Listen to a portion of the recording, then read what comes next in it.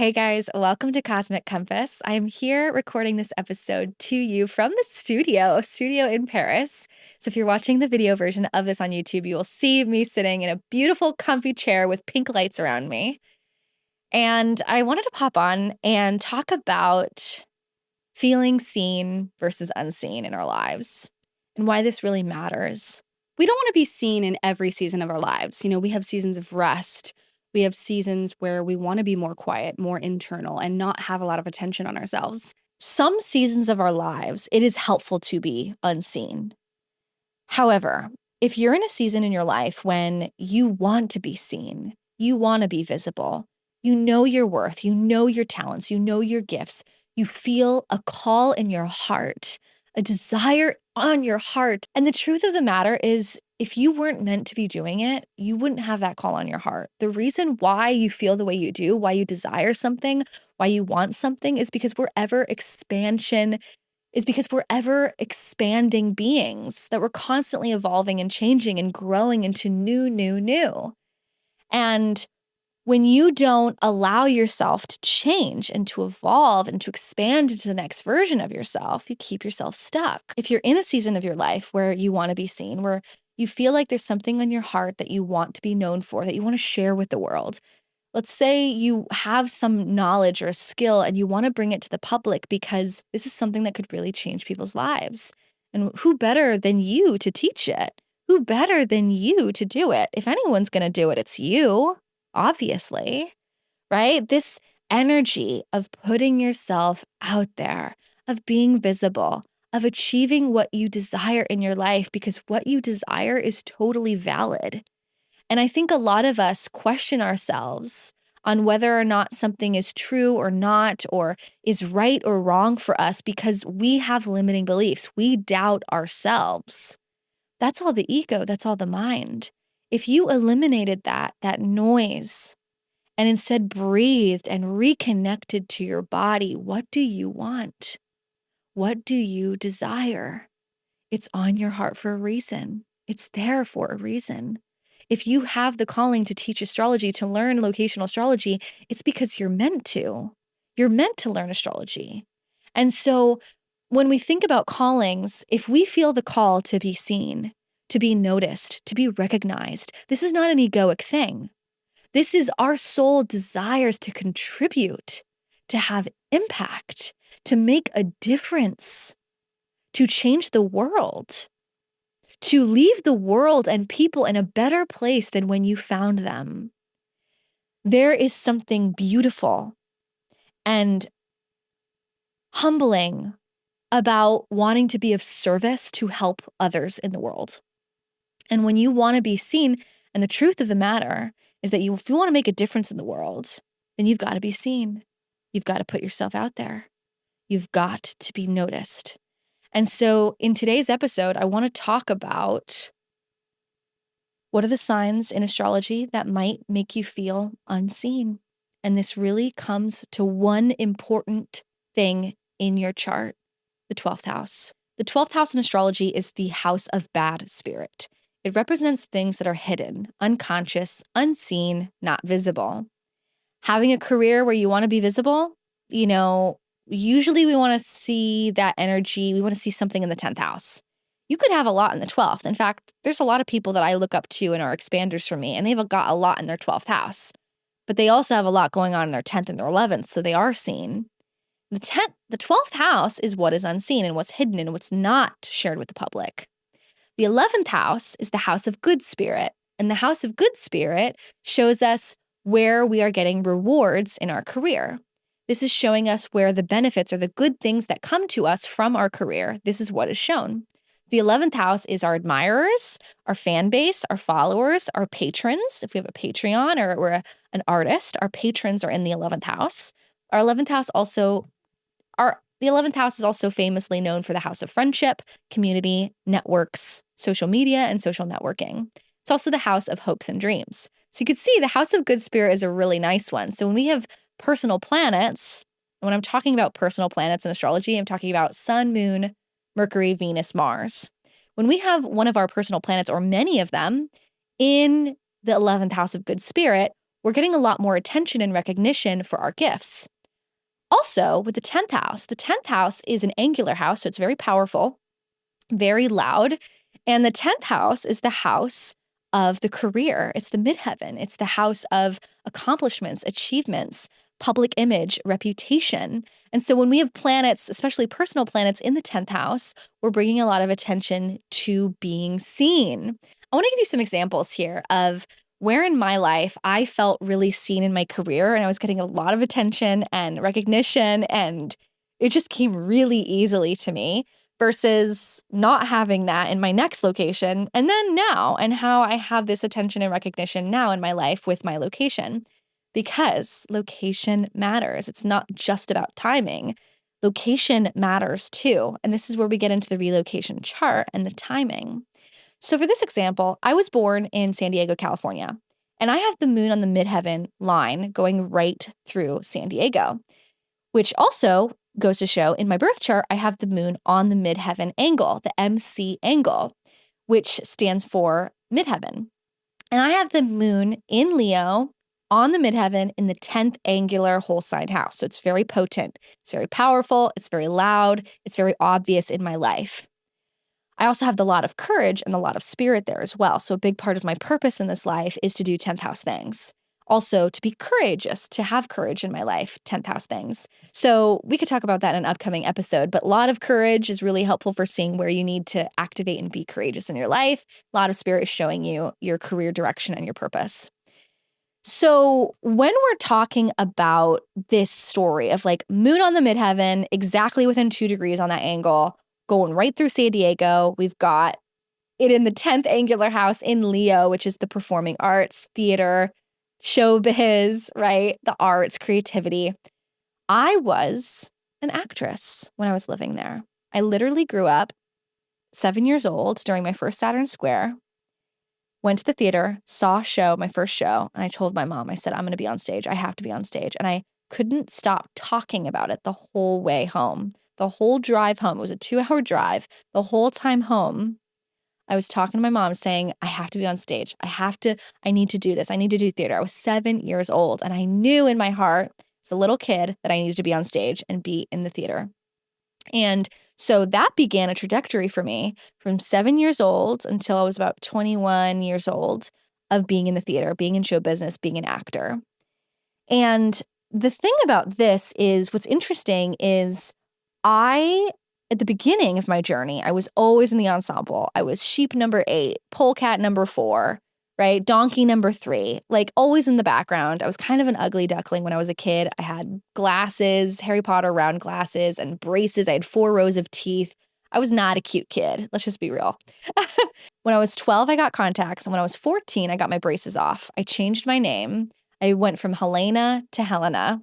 And let me tell you, I went through a complete transformation of my identity. And I talk about this on my YouTube channel. I'll include the link down below if you want to hear that story about how I transformed my identity, my whole story of like what I did, how this happened, everything. But when I changed my identity and I went through a self-image, self-concept, whole like reworking of my idea of who I was, I ended up getting more roles. I got my first starring role. I was Wendy in Peter Pan when I was 14 years old. And that kicked off from 14 to 18 years old, just a variety of leading roles. I was always the star in all the high school productions, the musicals, the Shakespeare plays. I was doing professional theater, professional work. I was always in the news. I was always in newspapers. I always had articles written about me. Thank you, Mom, for like being my best publicist. My mom's my publicist now, by the way. Fun fact, I did hire my mom to be my publicist recently. But my mom would help me get out there, get in the newspapers, get on the channel news, get on San Diego Living, get on all these different news stations. And I would be interviewed in front of like all of San Diego County for my work and what I did. I would get awards. I would win first place singing competitions in San Diego County. I was always like at the top of my kind of field in what I was doing in San Diego County when I was a teenager. And yes, I was in a level 1 peak period. during those years. And when I was 19, I actually left that peak period. So for any of you guys in zodiac releasing, which is my favorite timing technique, I have a whole course on this called Trust Your Timeline where I teach zodiac releasing in depth. It's an incredible, incredible deep dive course. But in that, I teach about zodiac releasing, and your peak periods show when your lives are really active, right? And you're like kind of like leading and everything. But so yes, I was in a peak period on a level 1. However, the location is what matters. Leo, performing arts actress, moon on the MC with the lot of spirit and the lot of courage in the 10th whole sign house. That was that story. Always being in the limelight, always getting leading roles, lots of publicity. Everyone knew who I was. It was like I was always seen, and it came easily. It came naturally. It was effortless. Yes, there was a lot of training, and I worked like a dog. I'm a hard worker, but the results were there. That is the moon MC at work in the 10th whole sign house. Now, I want to show you the next example when I moved to New York City. So here I am, 18 years old. I have all these private scholarships for my singing work. I was a classically trained opera singer growing up. I won so many private scholarships for my acting career and like everything that I've done. So I moved to New York and I'm like, I am ready. I am ready to go. I have all this professional theater, film, commercial work, everything on my resume. I'm like, I'm going to kill this. I'm going to kill New York. It's going to be amazing. My career is going to take off. Well, little did I know at the time, because I didn't know astrocartography at the time, but I moved to New York and my moon relocates to the 9th house. And the 9th house is a cadent house. It is not as seen as the 10th angular house. So that's the first thing that shifts. Moon leaves the 10th angular, it moves into the cadent 9th. The second thing is the MC, which is the point of your career. It leaves the 10th angular house and it moves to the 11th house, which is a succedent house. So again, not super obvious, in your face, loud, obvious, active, right? So the MC point of career and the MC angle in your chart is going to show you where's your publicity, where are you recognized, where are you most seen. It moves to the 11th house, so it's not angular anymore. It's a huge tip I have for you is where is your MC angle? Is it the 10th? Is it in the 9th? Is it the 11th? Getting it in the 10th house is really helpful for recognition.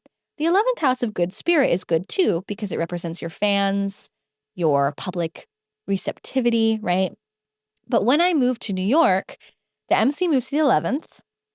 Jupiter, which was on my ascendant in the first angular house when I was in San Diego in California on the West Coast, it moves to the 12th house.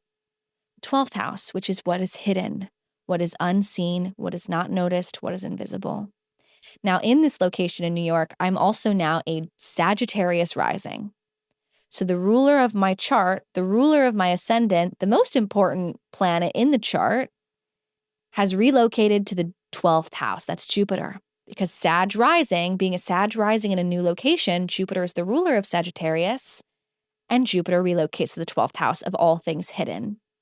The 12th house is the house of bad spirit. It also represents things like endings, closure, or being away from something.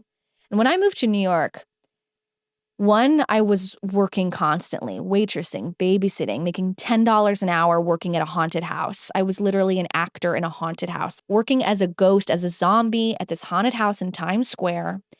And I'm hustling. I have 5 jobs I'm juggling. I'm going to auditions in the morning at 5 a.m. And look at this. The ruler of my chart moves to the 12th house of endings and what's hidden, being away from something. The moon in Leo moves to the 9th house where it's cadent and not seen.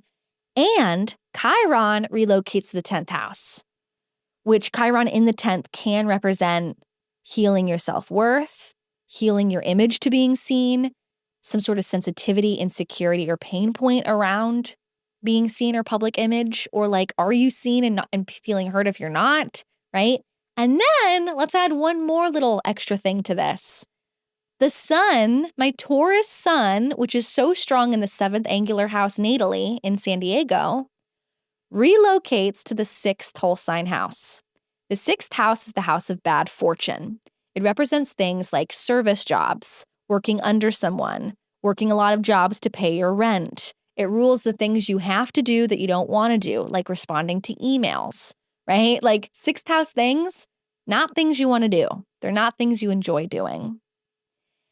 And my sun, usually strong in the seventh angular house, where it's loud, potent, impactful, relocates to the sixth house of bad fortune.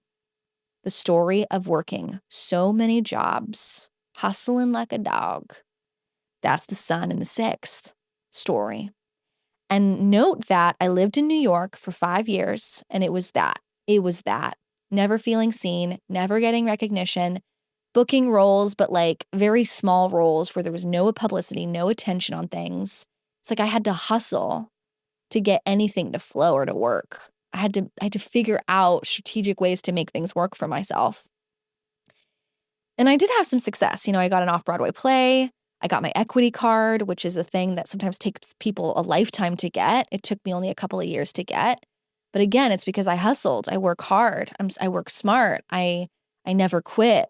Every day I went for it. And that's just a part of who I am, is I have so much tenacity and endurance, and I never quit things. So that helps. However, regardless of the equity card, regardless of the off-Broadway play that I was in for a few years, there was no publicity. There was no attention or opportunities that flowed from one to the next.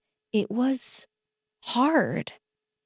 It was hard and effortful. And this is what I mean when I say location matters. Because if you're in a place where you're having a chart like this, with your career planets moving into cadent houses, where the ruler of your ascendant's moving into the house of bad spirit, where your sun relocates from a powerful angular position to the sixth house of bad fortune of service jobs, this is how things can change. Now, after New York, I moved to Washington, D.C., well, actually, a small town in Virginia called Alexandria, Virginia, and I lived there for a year and a half. Same story. I worked 1 million jobs a week, and we already talked about this in a previous episode, so I'm not going to go into the story here, but it was waitressing, it was dog walking, it was babysitting, it was making minimum wage, it was hustling and feeling like no opportunities were ever coming to me. I had to work hard and effortful, and things didn't flow. So when my husband comes to me and says, honey, I want to move to Boston, it's not happening, my love. Like, I'm not moving to the East Coast. It's never going to happen. As much as I want to move to Cape Cod and get my little Cape Cod house, it's never going to happen because I don't like this chart. I don't want this chart. Now, let's say I want to retire. No, I'm still not going to retire. I don't want to retire there because I don't want that sun in the sixth house of bad fortune and health and illness. No way. So again, what do you want? What's important to you? Do you want to be seen? Do you want things to be easier for you in your life? Let's get you a strong chart. Let's get you a strong, angular, powerful relocation chart. Let's move. Let's put you in places where you're better supported. Moving these personal planets that are natally very powerful in my chart, moving them into cadent houses and putting them out of angles and putting them in houses that are way harder, like the house of bad spirit and the house of bad fortune. This is not easy. And so I would never want to move back to the East Coast ever, because of this story of this chart. This relocation chart is enough information for me to say I never want to go to the East Coast and live there, even though I love the East Coast. I love it. But I would never move there with this chart. Where you live matters. Let's go to France. Let's talk about my story in France. I moved to Strasbourg, France. The part of fortune, which is a point of fate, fatedness, things that happen to you in life of no fault of your own. It's things that are outside of your control that happen to you. This point of fate, the part of fortune, it moves right onto my MC exactly by degree. Part of fortune's at 26 Sag. My midheaven is at 26 Sag in the 10th angular house of being seen. Achievements. We now have Pisces rising. Pisces is traditionally in traditional astrology ruled by Jupiter. Jupiter relocates to the 9th house. It's a cadent house, but it's a much better house than the house of bad spirit, let me tell you that. It's a much happier house. The 9th house rules astrology, publishing, published authors, teaching online courses, teaching work, travel-related work. Literally the whole story of being an astrologer, writing books, traveling and talking about travel and culture. all started immediately when I moved to France in 2018, when the ruler of my chart went into the 9th house, the house of astrology and travel. What else happens here? Uranus and Neptune relocate to the 11th house of the fans, followers, and social media. This is awesome. I love this for creating a social media presence. I love Uranus and Neptune in the 11th house of good spirit for attracting an audience online, social media response, attracting supporters, followers, people that like your work. This is a chart that I can get behind because in terms of being seen, in terms of career development, this is a chart that shows, yes, there are things happening around being seen in publicity. If it was strictly up to the astrology and the astrocartography, you bet your bottom dollar I would move to the US and to California specifically. I'd move to LA, I'd move to Orange County. Well, probably, I would probably want to live in Dana Point. Dana Point is always where I say I would want to go, or Newport Beach. But with this chart, if I wanted to be seen, if I wanted major publicity, that's where I would go. And that's why I go there once every year and a half. I go visit. I'll stay in California for a month, do some podcast interviews, do some collaborations, post a lot on social media. I really schedule a lot of content out when I'm there because I know the results are going to be great. When I'm not in California, I still reach out to people who are based in California. I'm still using remote activation in my life to find opportunities in California. So it's not like I have to move there per se, but it's collaborating and connecting with people who live there because those people are going to help me with this chart. This is the power. This is the power of relocation astrology, of relocation charts. Feeling seen versus feeling unseen. A lot changes with the relocation chart. And this is why I teach this in my locational astrology certification program, my live deep dive program, which just opened. I'm so excited. We're going to be having live calls starting this fall, and it's a 1-year program with 9 live class calls over the next year, dozens of hours of course material, pre-recorded videos, workbooks, worksheets, quizzes, test assessment. And you have the option at the end of the course program to join my Relocation Astrologer Rolodex, my newest offering that is launching in the spring of 2026. You want to join my recommended readers list? If you want to join us live, be part of this incredible program, my most special, most beloved program, my deep dive certification program. If you want to get tested and really learn this thoroughly, the stories and energies of place, how where you live matters. If you want to learn this, check out the link down below in the description. Doors are open, and doors are open now and will close on September 18th. And just know that I only open up this course program 1 time a year. So if you can't join this round, you'll just have to wait a year for the next round. This program is completely live. It's a game changer in my students' lives, in my readers' lives. And it's amazing to see how some of my readers have gone full-time, have consistent clients that regularly book them all the time because they found my readers on the directory. It's been an incredible, incredible opportunity, new jobs created, opportunities for people to make money. I'm just so proud of this. I'm so proud of my certification program. It's so beloved, and I'm really excited if you want to learn and go deeper on all of this, not just career, but home and relationships and friends and all of the different stories and themes that can happen using midpoints and aspect lines and parents and local space and timing techniques like cyclocartography. This is the program where I teach you everything. I hope you enjoyed this podcast episode here on Cosmic Compass and you learned a little bit about astrology when it comes to relocation charts, angular houses versus cadent. And we go a lot deeper in the certification program, but I hope that this podcast episode gives you a really cool example of if you're feeling unseen in your life, it probably is because of where you live. I hope you enjoyed this episode, and I hope to see you in the certification program if you feel aligned and excited to join. Have a magical day and happy astro travels.